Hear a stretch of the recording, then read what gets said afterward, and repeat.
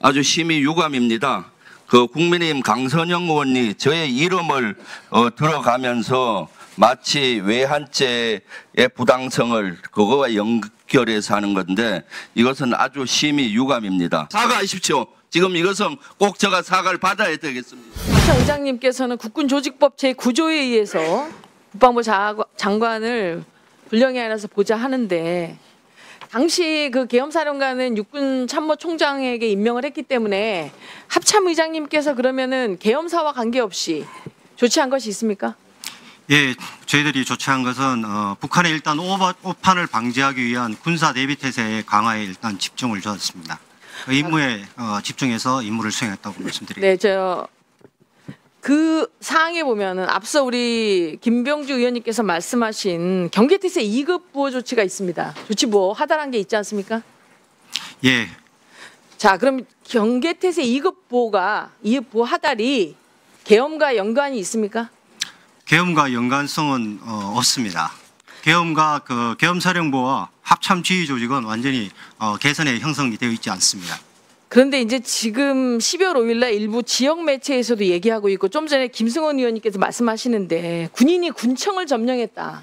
이러한 얘기들을 하고 있는데 제가 군인인 저로서는 참 안타까운 게 김병주 의원님께서 군대 생활을 하셨기 때문에 우리 합참으로부터 예하부대까지는 어떤 특정한 조치사항이 내려오면 자동으로 실행하게 되어 있는 자동조치부호라는 게 있습니다. 그죠? 동의하시죠? 예, 동의합니다. 그중에 경계태세 2급이 발령되면 자동으로 조치되게 되어 있는 게 군경 합동 상황실 준비라는 게 있습니다. 맞죠?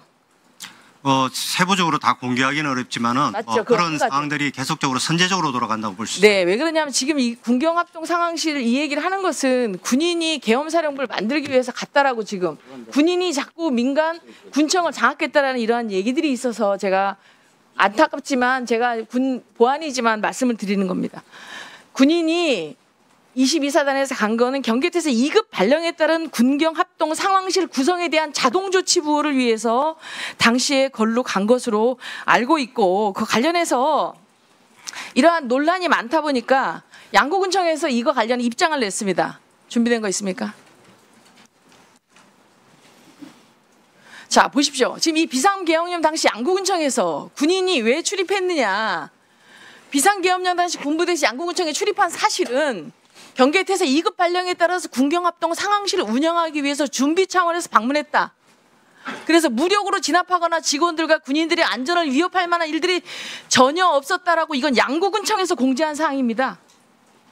자, 그래서 지금 일부 언론에서 잘못 이야기한 것까지는 이해하지만 군대 생활을 하신 김병주 의원님께서 자동조치부호를 모를 리가 없고 합참에서 자동조치부호 발령을 하기 전에 경계태세 2급 발령을 하면서 한반도의 정전 사태를 감시하도록 되어 있는 유엔사와 연합사회 이 사항을 사전에 협조하고 조치 상황을 통보하지 않았습니까?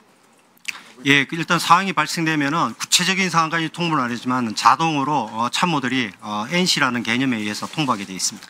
네, 이와 같이 군이 계엄이 발령하면서 대북태세 강화를 대응하기 위해서 한 조치 부호마저 그다음에 그러한 대응마저 지금 외환죄로 다 민주당에서는 주장을 하고 있습니다.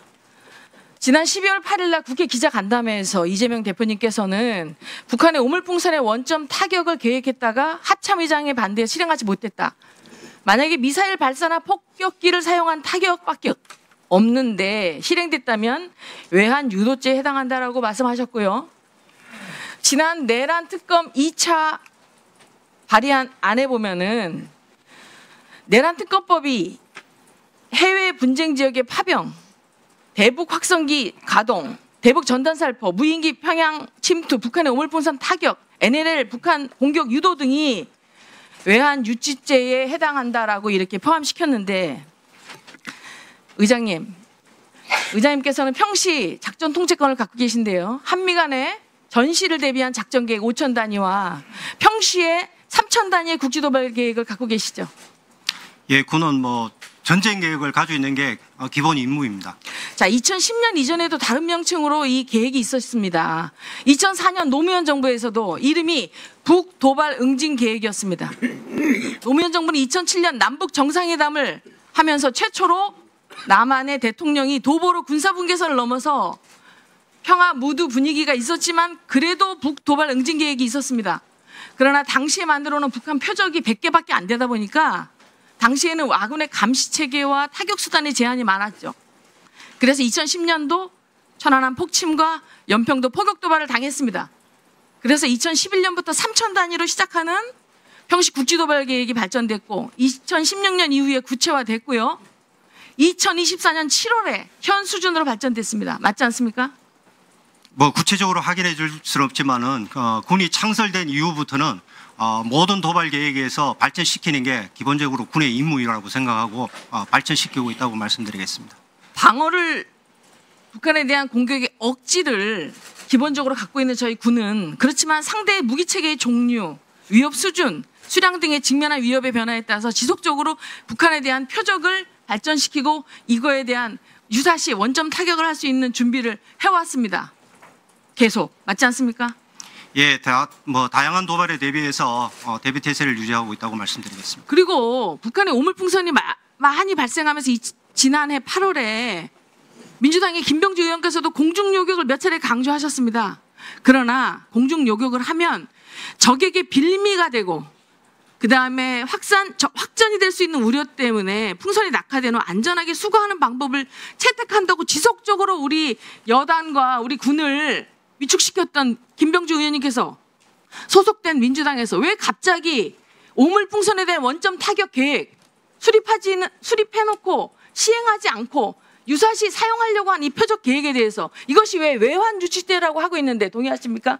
동의하지 않습니다.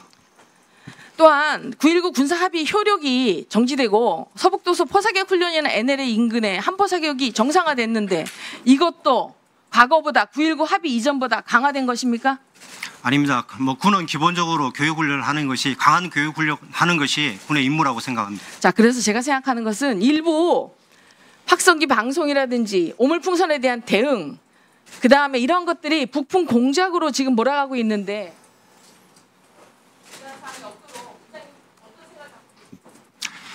군은 기본적으로 북풍이라든가 외환 유치라는 얘기를 하는데 그렇게 준비하거나 계획하거나 그런 정황을 가지고 있는 것은 절대 없다고 이 자리에서 말씀드립니다. 제 직을 걸고 말씀드립니다.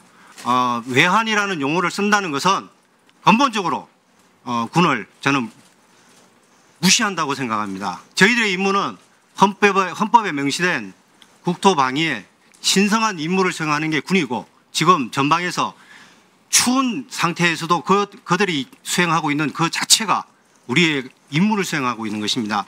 만약에 이런 걸 가지고 북풍이라는 이런 얘기를 쓴다 그러면은 모든 것이 거기에 함몰될 수 있다 이런 생각입니다. 군사작전은 절대로 이렇게 조사나 수사의 개념이 아니라 지휘관의 판단과 결심 영역에 존재해야 된다고 생각합니다. 자꾸 이런 것을 가지고 가져오면은 군이 정치적 중립을 보장받아야 되는 그런 데에서는 저는 굉장히 유감스럽게 생각합니다. 이상입니다.